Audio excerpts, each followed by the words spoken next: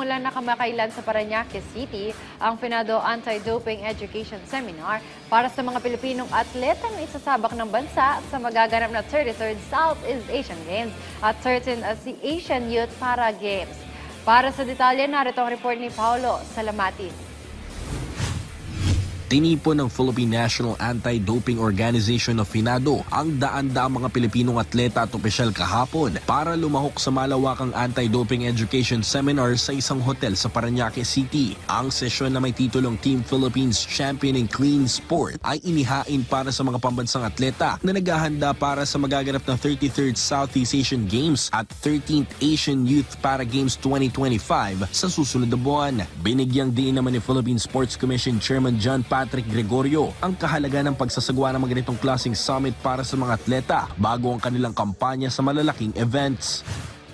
Because kahit nananalo tayo, kung hindi tayo sumusunod sa patakaran ng WADA at ng FINADO, baliwala po yan. Huwag nyo nang isugal, huwag na kayo mag-take ng chance. Dapat ang panalo ay malinis at mahusay at galing sa puso ng bawat atletang Pilipino. Nagkakaintindihan po ba tayo?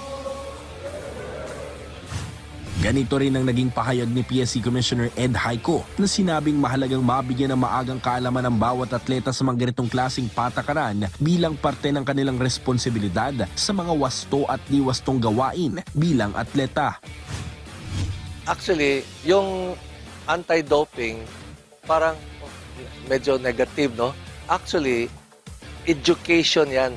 Hindi lang about anti-doping, pero it's also prevention.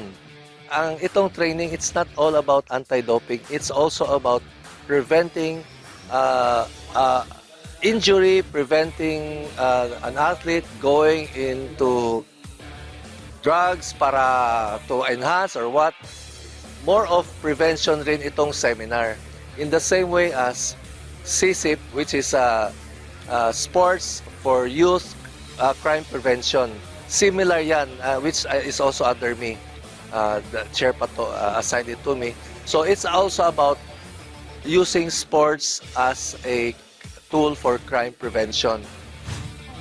Ang naganap na seminar ay bahagi ng tuloy-tuloy na pagsisikap ng FINADO na patatagin ng isang clean sport tungo sa masikip na schedule ng 2025 competition season ng mga Pilipinong atleta. Paolo Salamatin para sa Atletang Pilipino para sa Bagong Pilipinas.